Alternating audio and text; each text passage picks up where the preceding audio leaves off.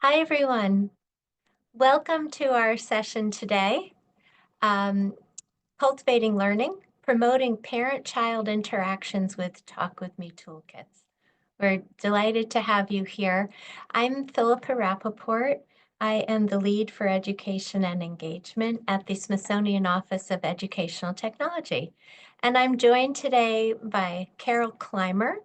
She's the co-director of the Goodling Institute for Research in Family Literacy at Penn State University.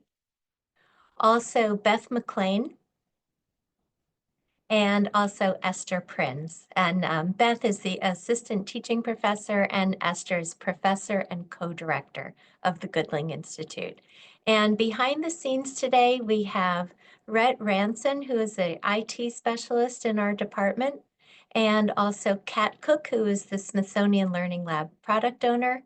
And we also have the wonderful Joy providing captions in the background. So thank you all for being here.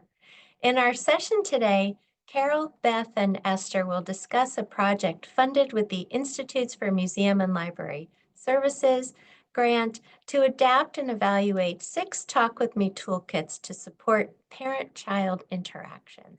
And you'll leave our session today with Learning Lab toolkits that are designed to foster language and literacy skill development, including vocabulary development, critical thinking, and art appreciation. And we'll have 6 more additional kits available this summer. In addition to Carol and Beth and Esther, I'd also like to acknowledge my Smithsonian colleagues who worked for several years to support this project. And those include Stephanie Greenhut, Tess Porter, and Darren Milligan. And we're very grateful and proud of the work of this entire group. So a few logistics as we're getting started. If you need captions, please click on the Show Captions button at the bottom of your screen. Also, we'd love this to be as interactive as possible. So please share your ideas, comments, and questions in the chat, and we'll be monitoring that throughout. Also, please feel free to introduce yourselves. Let us know if you teach, what you teach, or what interests you with this in the session. Why did you join us today? We'd love to meet you all. The Cultivating Learning is part of a program that's designed to support people using digital museum content in a variety of ways. And one of the ways is through the Smithsonian Learning Lab. This is a free online platform where you can discover digital museum resources from across the Smithsonian and beyond, create interactive learning experiences with them, and share your discoveries and creations with others. And we'll be sharing resources today that are in the Smithsonian Learning Lab. Any links that we're sharing today can be found in the Talk With Me Toolkit Learning Lab collection that we've created for this session. And we'll be putting some of those links in the chat during the session today. You can find more information about how to use the lab on our help page, and Kat will be putting that link in the chat shortly. And you see this link up here, it says webinars and events. If you were to click that, that's where you can find all of our recorded Cultivating Learning sessions, including this session once it becomes an archive. So that should be, I should have that up in the next 24 to 48 hours. Just to let you know, our 2 upcoming sessions. In January, we'll be joined with Ann Helmreich. She's the director of the Archives of American Art, and she'll be doing a program called Developing Information Literacy. And in February, we'll be joined by Orlando Serrano. He's from the National Museum of American History, and he'll be doing a program about cultivating a listening practice. A reminder that our session today is being recorded, and we always start our sessions with a question. So please put your ideas and thoughts in the chat. How can you promote parent-child interactions? And I'll turn it over to Carol to take us from here. Thank you. Thanks, Philippa. I'm so great to see so many of you joining us today from all over the country. This is really, really exciting. And if you'll put what your answers are to the question, we'll talk about those a little bit. How can you promote parent-child interactions? See, a lot of you are still introducing yourselves.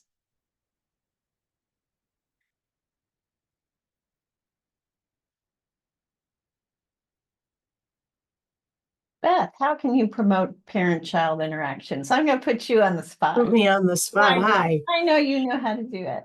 Well, there's so many different ways, and the toolkits will be one way we're going to show you, but and I like to think of it, there are many formal ways to do it, informal ways. Formal ways can be, shared book reading, which someone just put in the chat, or conversations and talking about what you're doing, talking about your day, or informal while you're in the car to promote conversations about what they see together, going on a walk.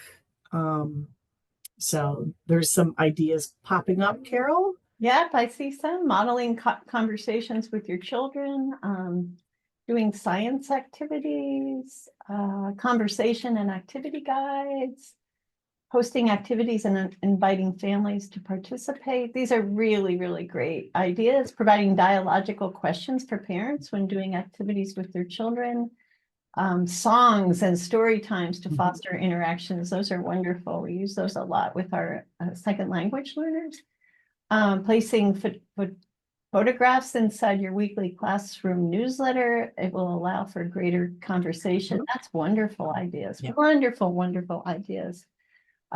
So we'll be talking more about this as we show you the toolkits. So next slide, please. Oh, just a few that we missed that came later. Modeling conversations with children, both during and after playtime, during and in playtime. Modeling during open-ended activities, especially asking open-ended questions. Providing information from organizations like Vroom and Too Small to Fail. And then workshops on ways to engage children in storytelling, including our whole book approach to story time. Thank you. Those are great ideas. So we were awarded a grant from the Institute for Museum and Library Services, as Philippa said, in partnership with Family Place Libraries and the Smithsonian Learning Lab. The title of the grant was Enriching Library Family Programming Using the Smithsonian Institution's Talk With Me Toolkits. And we'll talk more about the project, but I want to give just a little bit of information about our partners.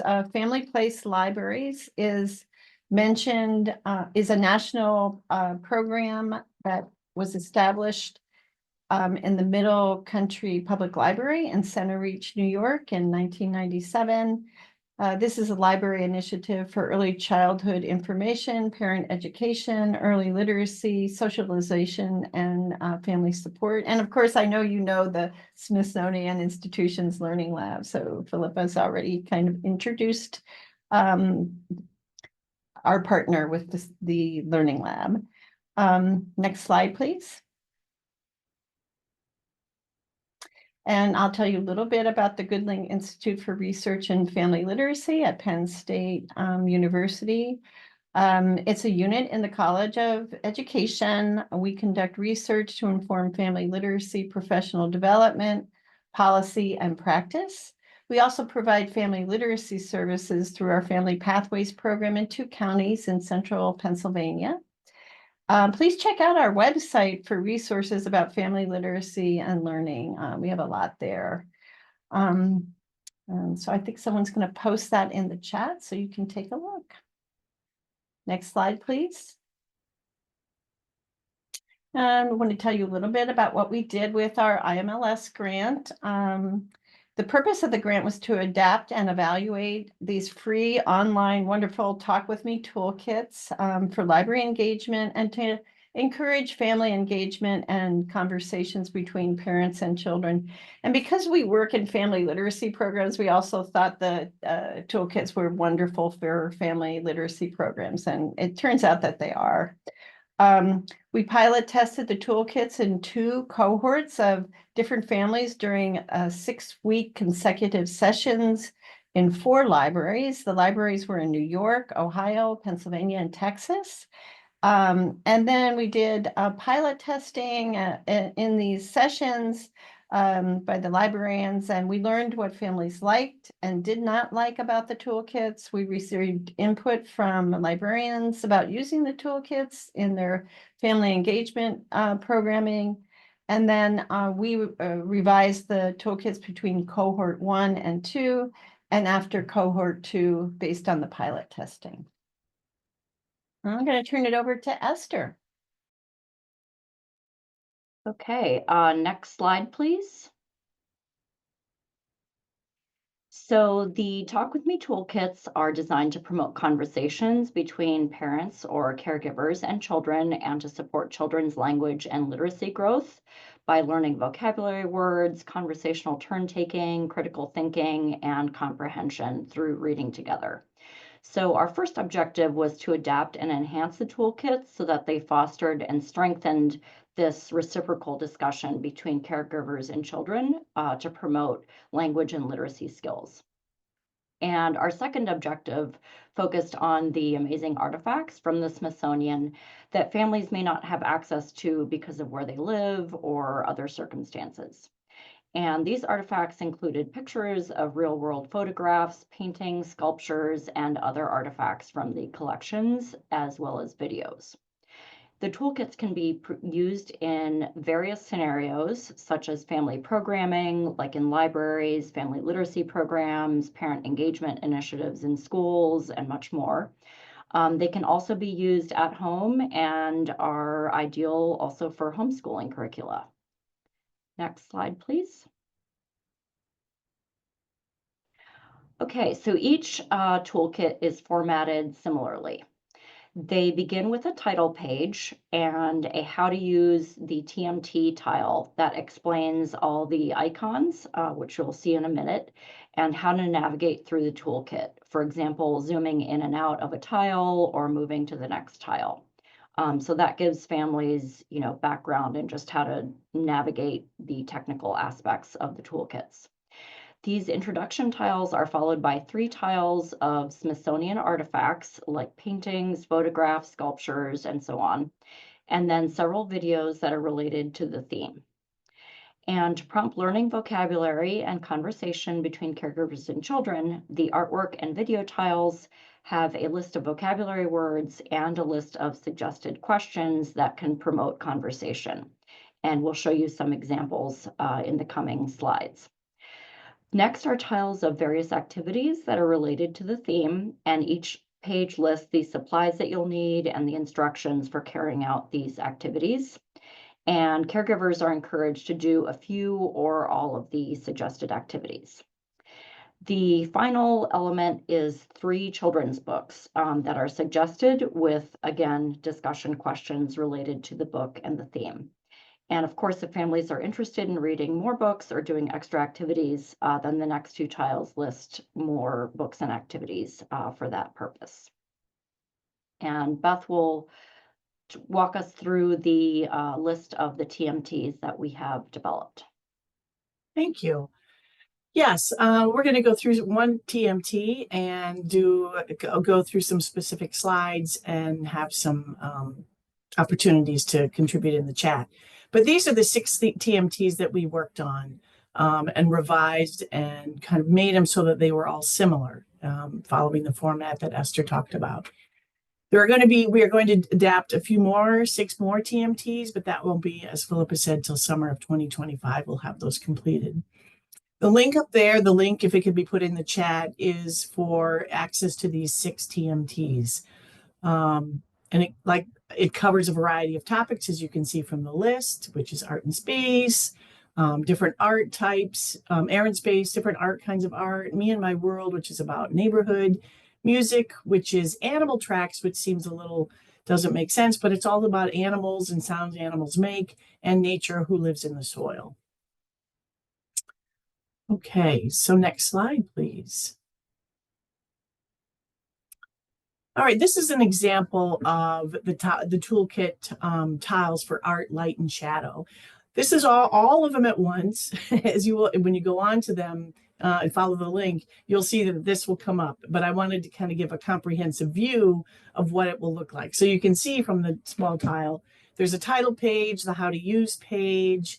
Then there's a kind of an introduction to look at the artwork, which is the 3 slides of the pairs and the there. Then there's a couple of videos to follow, which talks more about light and shadows, and we'll provide an example of that.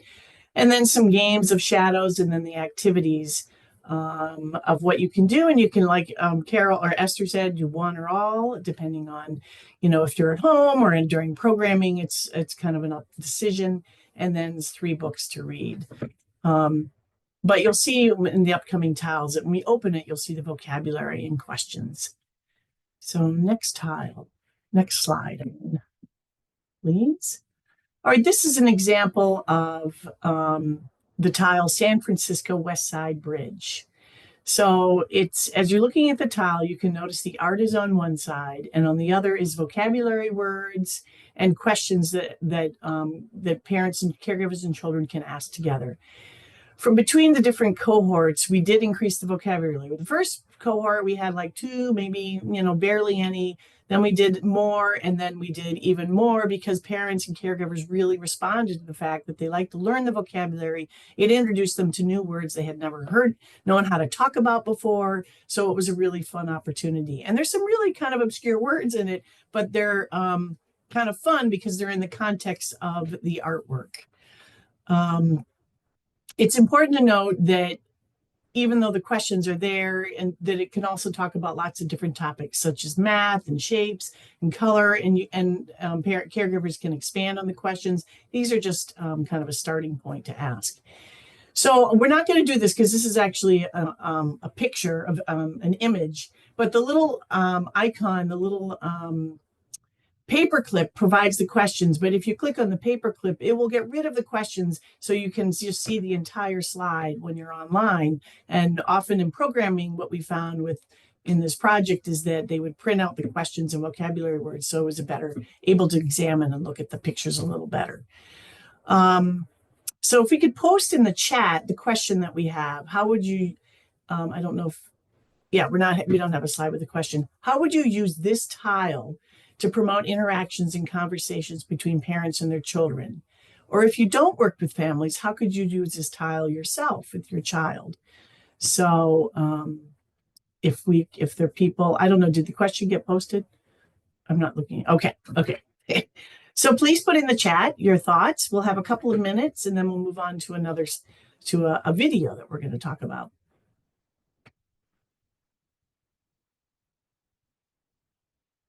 Yep, they can talk about their neighborhood. And then there's another whole TMT toolkit that's all about the neighborhood. But this is also if you live in a city or an urban area, that would be a good thing to talk about.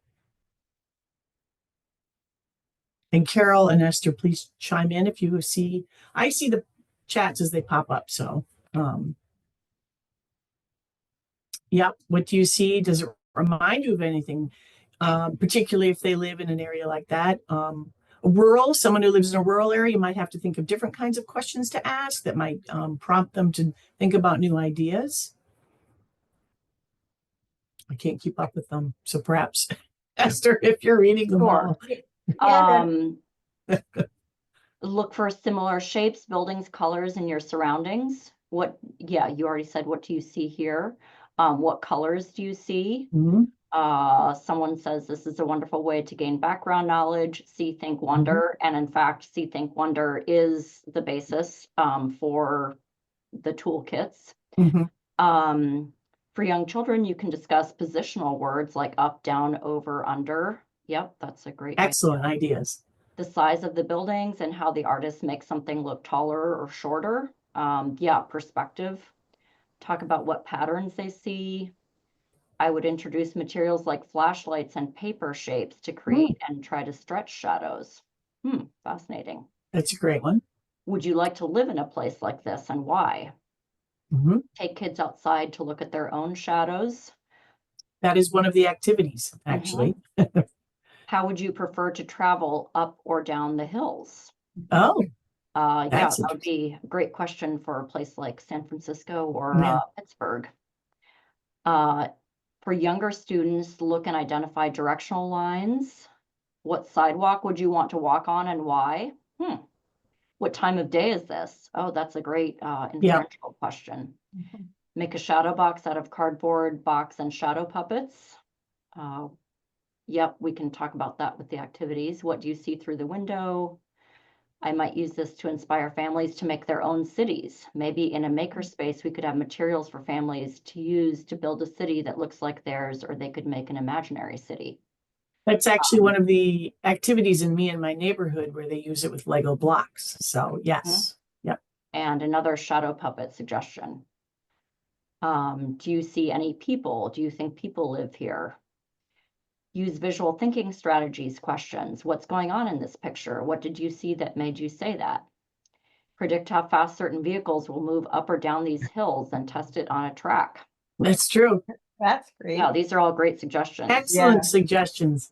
But Wonderful. I think we're going to move on because we'll have more opportunities for discussion. And by the way, there is a person, but you have to zoom in on the picture. They're on the right. But so if you ever go on to Toolkit, you can look for that person. Next slide, please.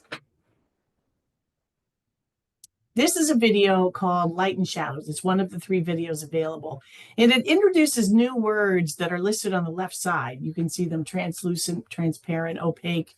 We found in our evaluation that children use these new vocabulary words when they were at home. And the parents talked about how they used them throughout the entire week and wanted to try new things. So we decided to really kind of emphasize this, which I'll show you in an activity. But it also allowed us, we wanted just to add more vocabulary to keep it going. So we're going to post another question. How would you use the video questions and vocabulary words in your program or work? If you work with families, how would you promote interactions and conversations? But before we look at the questions, I think we want to play a little bit of the video to show how these 3 words really came up. We're going to see a little segment of it. And okay, here we go. Good question, Molly. Let's check it out. As we learned in earlier lessons, light comes from a light source, like the sun. If that light gets blocked by another object, like a tree, it creates a shadow. On the YouTube Music app, you can bump your fave songs in the That's not background supposed to happen. while you clean up all Okay. that mess. Just so you know, when you watch the video from the TMT, Blocking you don't sources get of light ads. can create different types of shadows. Now let's step into the light lab and do some experiments with different objects to see what kind of shadows we can make. The first object we're going to use is a plastic clipboard. You can see, I can see my hand right through the clipboard. Most light is passing through it. If I hold it in front of my light source like this, it doesn't make much of a shadow. Objects like this that let almost all light through are called transparent. Our next object is this plastic lid. Now this plastic lid may look transparent like the clipboard before it, but you'll notice if I put my hand behind it how much more difficult it is for you to see my hand through it. Objects like this are called translucent. Translucent means that some of the light can pass through, but not all of it. Translucent objects leave a shadow like this. You can see that the inside of the shadow is kind of light. Some of the light is passing through, but some of it is being blocked. If I hold the plastic lid up to the light, it will dim the entire surface. If I hold it closer down like this, you can see the sharp outline of a translucent object, while still letting some of the light come through in the middle. The last object we're going to use are unit cubes. Now you can already tell from the shadow in the background here that this object doesn't let any light pass through. The closer I get to the surface, the darker my shadow gets. But if I put it in front of my light source, it will completely block out all the light. An object that doesn't let any light through like this is called opaque. These objects make Philip, very that's a solid good shadows place like to the one you stop. see here. Take a look at our 3 objects again. We have our That kind of introduced the idea of the 3 words. So we had a question. We'll ask for a few minutes. How would you use the video questions of vocabulary words in your program or work? And I mean, and then the next slide will show an activity that we introduce in the TMT too. Oh, not that one. Back. Oh, no. Oh, yeah, that's the next one. Should we go through some of the questions or keep going because of time? Well, somebody did answer the question. They'd use it as part of a STEAM program for older kids. Okay. And then someone has a question. So in what other languages do we find these resources? Do the videos include captions? Can you select the speed of the video? So well, there aren't captions for the videos that unfortunately, because they're from the YouTube. We did get it from resources that were just, you know, fly by night sort of things. We tried to get them from channels that were educational channels. But as far as I could tell, they don't have the Spanish. But what we did realize with the introduction of vocabulary words is this is good for ESL families or for adults who may be learning English and things like that. And then there was another question in there. Can public libraries post these on the kids' computer stations? If so, it would only be accessible through your website, correct? Yes, both of those things are correct, right? You could post them, they're free, but yes, you can only get them on this website. Yes. And then there's lots of ways that they would use these. Name things in your kitchen area that are transparent, translucent, opaque. Why? Tie in roots for the words. We have bilingual families. That's great. I would give families flashlights and ask them to find translucent and opaque objects on the display around the museum. That's wonderful. Mhm. There's an activity related to that or like that. I would have children work on taking items from a water table or recycling bin to sort items by those three I like that. vocabulary words and test them using the sun's light or flashlights. Wonderful. If you're offering the adult education component, there are a lot of possibilities for integration, and the vocabulary is definitely tier 2, maybe 3. Yeah, Diane, I think that's absolutely right. We think these could be used for adult education and teaching language. We're going to do a workshop on that, as in fact. Let's see. Hi, Glenda. Glad you came. All right, should we move on? Okay, this is another one. This is kind of an unusual on this particular toolkit because there's a couple of interspersed activities, but this is kind of an opportunity to guess the shadow and an activity for parents and children to talk together about what they think the shadow is, and they can even make other shadows with it, things like that. But what other questions? There's 3 questions there, but what other questions could you ask to promote conversations or interactions? And we have, have you ever been afraid of a shadow? That's one of our questions. And then have you ever played with students' shadows by making animal shapes? I'm having trouble reading it, that's why. So any other thoughts for questions?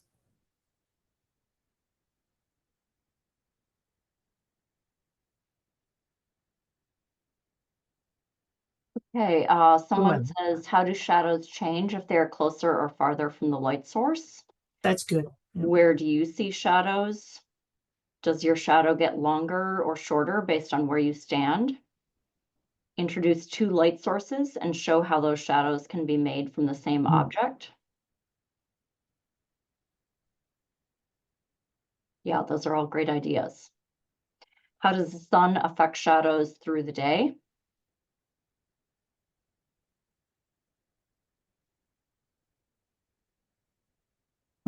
And do shadows overlap and get darker? And these questions are excellent and can be integrated and added with some of the other artwork that we're not showing on this TMT. Because one of the artworks that we didn't show is of a house, and you can see it's on the shadows are getting longer from the day. And so these are great questions to add and to kind of embellish on some of the other things that we've, other tiles as well. So this is great. Just one other comment for younger kids, predict what color the shadow will be for different colored objects. Yeah, be sure to, Philippa, will the chat save in the recording? Will people be able to save? Can we save the chat? Because these would be great questions for teachers so they didn't have to, do them That's again. a great idea, Carol. What I can do is I can add some of these ideas to the Learning Lab collection as well. So you'll see it all. I had put the Okay. link to the Learning Lab collection in the chat just now, but I'll also add some of these ideas. That's great. Yeah, because we don't have to reinvent the wheel. There's lots of fabulous questions and ways to use them. Maybe we can even add them to the training manual. Yes, we can. So if we can get a copy of it too, Philippa, that would be fantastic. Sure. Just send it to us. Anyway, so that would be really great because we're always looking for ways to make them better. And we do have a training manual that can add more questions to it. I mean, there's limited space on some of the tiles, but I mean, we can add even some of these questions to those because they're very, they're excellent questions because they really stretch kids to learn and to think and things. All right, I think next slide. So this is the activity that I was talking about that's related to light and shadows and related to transparent, translucent, and opaque.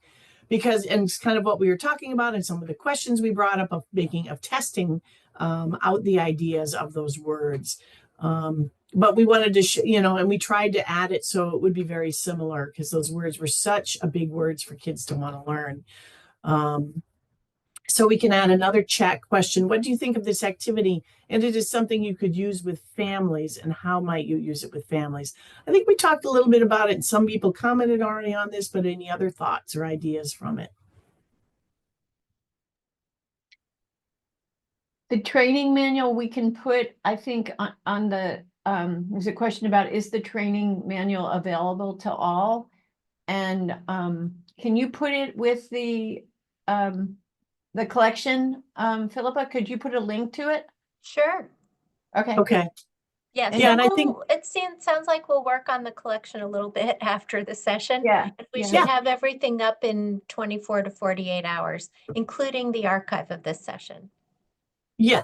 And the training manual, where we'll certainly look into it and add some of the other questions to it, because we could do that as an appendix and of other questions to ask. So I do think, Sharon, that it is already on the Family Place portal, the training manual, but if it isn't, we'll make sure that Kristen gets it. And we'll also get it on our Goodling website as well. Yeah. For some people who want to find it. So.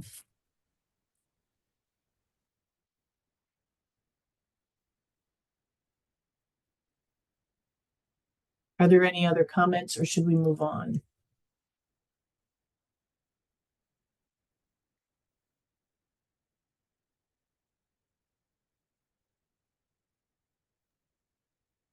Yeah, Glenda has an idea. Ask when you would want glass to be opaque, translucent, I can't say that, etc., like the shower door for privacy. Yeah. I like that idea because it makes it real world context for the children so they can understand how those words actually are used in their own environment. So that's really great. I think sometimes you learn more and the background knowledge is important for them. So it's great. Should we move on to the next slide?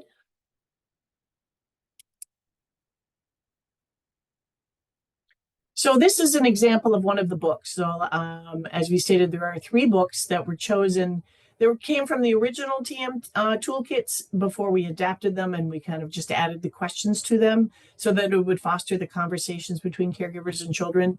And they're based on the whole book. And so these are books that can be either found in the library or if it's a library programming, all 3 can be available to be checked out. I think these are all really great library programmings. So, but this is just, like I said, one of 3. So, but reading together, the more we foster the reading together, the better, and the asking of questions, of open-ended questions. And it really helps the relationship between the parent and the child, the critical thinking, learning vocabulary, everything that we want for academic success. Next slide. All right, and this is an example of the more books. We have it for different age groups, because what we found was that a lot of, if it is a family programming, that often different age groups of children come with the parent or caregiver. So it's nice to have, I mean, sometimes we found the 3 and 4-year-olds, the concepts were a little more challenging, but sometimes then if you kind of introduce it and then read a book at home so that they're more familiar with it and get used to it. And then the toolkits are obviously a great tool to be used at home, so you can kind of review it, go over some more books, and talk about the things over and over. But there's 3 to 4-year-old, 5 to 6-year-olds, and 7 to 9-year-olds to try to get a variety of books for kids to follow. And then there's another slide, which I don't have, which is of more activities, and it might have 2 to 3 more activities related to light and shadow that families can do, or libraries or family programming to do if they want to do something extra or do something different, because it kind of provides different ideas. But as we said, the supplies and directions are provided for all of the activities of what to do, so that's very helpful. And in some of them, they review vocabularies that we taught that were introduced earlier. So it's very helpful. Okay, so please put in the chat any other questions that you may have for us. The next slide. I mean, this is a real snapshot, very quick snapshot of the toolkit of one of the 6, and each one is slightly different from the other. Some of them, the art ones, are a little more abstract. The ones, obviously, because of the concepts. Then, say, Who Lives in the Soil, which is about worms and creatures that live in the soil. But I think what's interesting, even though you might think the art is a little too abstract, some of the comments from parents were saying, this helped me to introduce concepts I didn't know how to talk about with my children, about shadows and colors and lights. I mean, just kind of these odd things that you don't talk about all the time. And I think they really like that. So. Beth, I wanted to add too, I think, these are very usable for teachers. In fact, Yes. They were originally developed for teachers, and we kind of helped expand them to different audiences. But we did see how librarians were using them, and you could show the whole toolkit to the whole group of students, if you don't have parents in the room, and use them that way. And like we said, we think they can be used in adult ed programs for second language learners. Yeah, so the uses are limitless, I think. Mm-hmm. So one person said, what feedback do you want from us when we use the resources? May I interrupt for 1 sec?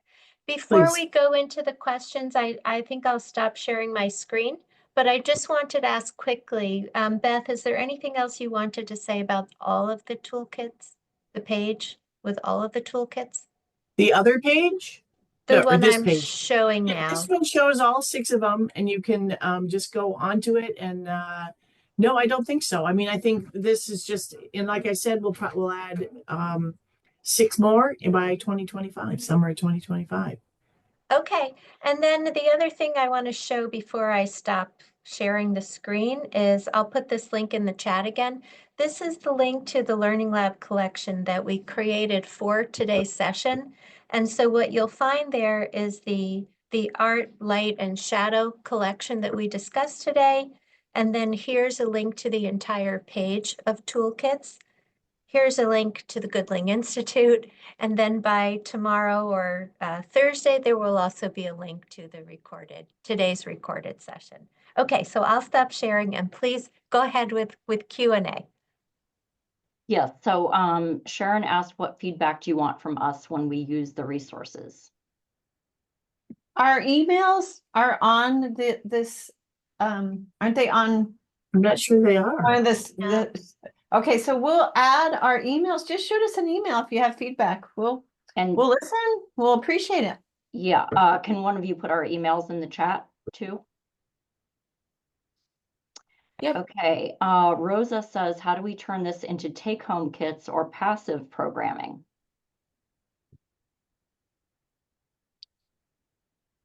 Well, they're self-contained, if I'm understanding that question. They're self-contained, so they were also designed so parents could take them at home and use them at home with their children.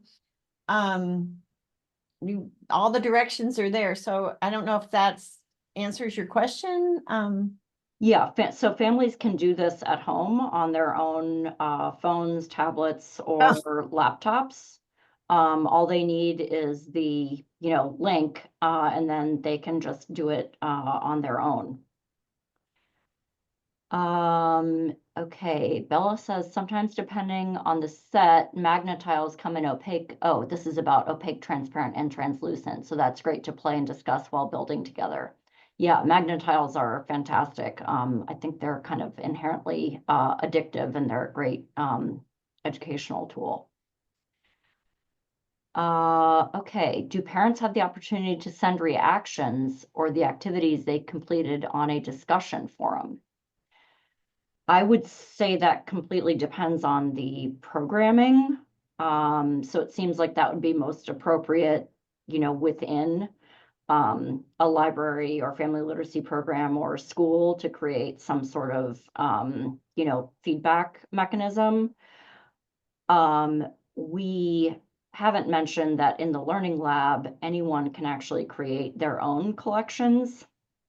So that's another opportunity to make use of the immense Smithsonian digital, collection. So anyone could, create their own toolkit on any theme, really. So that might be a way to, take it to the next level.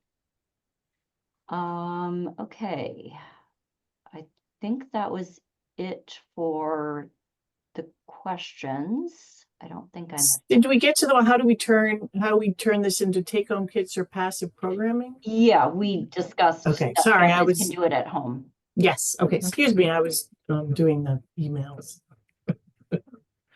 I don't know, Philippa, maybe an idea for another cultivating learning. It would have to be longer, maybe than 45 minutes, was helping people learn how to develop their own collection. Sure. Glenda says maybe we could suggest other toolkits like magnets or force and so forth. Yeah, so what would be the best? Would that mean contacting you?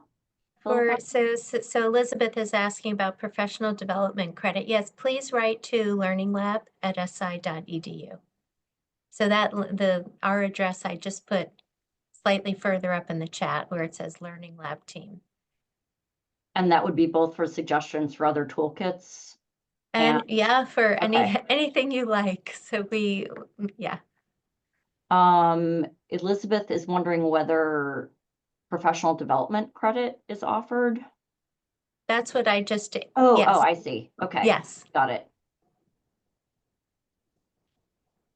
Any other questions? If not, here's one from Karen.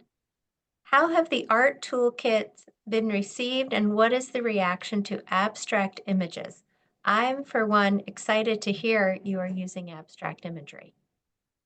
Well, at first, I think they weren't the favorite, let's put it that way. But I mean, I think the soil one was, and the Me in My Neighborhood, because for kids, they were more concrete and understandable, and they could, grasp the ideas better.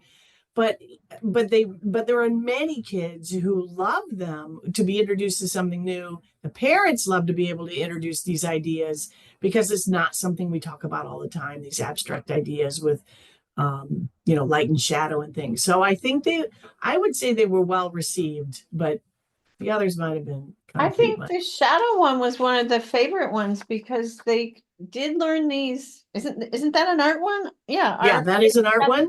They learned. It was a little more concrete. They learned these words and then they did the activities were making their own shadows at home. Yeah. And so I think the other one with the shapes and lines wasn't as popular. But and we it's been changed it. improved. We did improve it because the first iteration, the artwork was really abstract. It was too much to handle. So we found artwork that was more like there's one artwork in that's about the fish. And so it was things that the kids could relate to more in an artwork in the color, shapes, and lines. So yeah, we did have to do a little work to make it more fun for kids. Another question, is there a way to tell if the art images have encouraged folks to go to our museums? Don't know. I mean, we were doing the pilot studies in places that are far from the Smithsonian. But that, yeah, would be a great follow-up study. In a completely different project that we're doing, one of the questions that we asked through a pre-post survey of a family literacy program was whether how often families visited institutions such as museums. What were the other things in that list?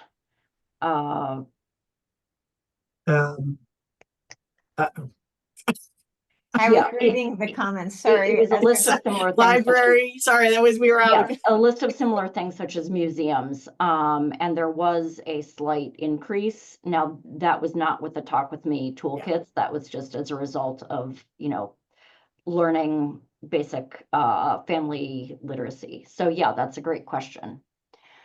Okay, for parents who are learning English, is there a verbal version of the toolkit that speaks the text on the page? No. There is not, but I'm just thinking it's a good opportunity in an adult education program or something where they read it to each other and support each other. I mean, right? One thing that there were multilingual families in the pilot tests, and they would use translators if they weren't understanding. Now that's not answering your, that's not an alternative to the verbal version, but they could be understood by second language learners, and we would use them to teach English for sure. Another suggestion for the Art, Light, and Shadow, kids could create shadow puppets and tell a story, developing their narrative skills. Yeah, wonderful suggestion. Jody says, I know you just said that you were considering more professional development around creating a toolkit like this, but I'm wondering if you can put together a one-pager that explains how to put some of these toolkits together. I'd love to create one for our middle school standards. Or maybe that was supposed to be students. Well, Philippa, are there instructions on the Learning Lab about how to create your own toolkit? Yeah, there's the help page in the Learning Lab. Really works people through step by step how to do anything that you want in the lab. And when you go to that help page, perhaps one of my colleagues could put that link in the chat. If not, I will when I stop talking. But when you're on that help page, you can also click on, thanks, Rhett. You can also click on, there's a link there to videos. So we have a whole series of YouTube videos if you prefer to get your instructions that way. And each video is just 1 to 2 minutes long. We were very careful not to overload people with information. And there's a lot of collections that already exist on topics, which is exciting, that teachers have done. So I'd also like to just read out Karen's comment because it's just so nice, and it only went to host and panelists. And it says, I think your work is more crucial now than ever before. I've heard from ECC, early childhood directors, that there are more speech hurdles now because so many children were learning to speak, but adults had masks on and the learning was delayed. Do any of you have a comment about that? Or I've never heard that. I actually did, because they can't see. Yeah. But so much was delayed from the pandemic. So, it totally makes sense. Yeah, there are various comments about the link not working, and the Learning Lab, the entire website seems to be down. Oh, that's too bad. It was working earlier in our program, so I'm not sure what happened there. Yeah, just try again later. Oh yeah, so something happened, it just went down, but that link is correct. So please just hold on to that link because it's not working for me right now either. It must have just gone down. I'm so glad we got to show you the collections before. Melanie said, did you read that one out, Esther? What Oh, yeah, Melanie's that comment? Melanie said that they didn't notice any delay in language with mask wearing. Mm-hmm. So yeah, I'm sure it depends. Mm-hmm. All right. Well, any other questions from our audience, comments? I'd really like to thank our panelists for a wonderful program today. I just want to go have conversations with kids. So thanks so much, and thank you to our wonderful audience. And we'll have the archive version up in a couple of days. Okay, and more people are putting their comments in. Do So you have social media tags? we haven't for this.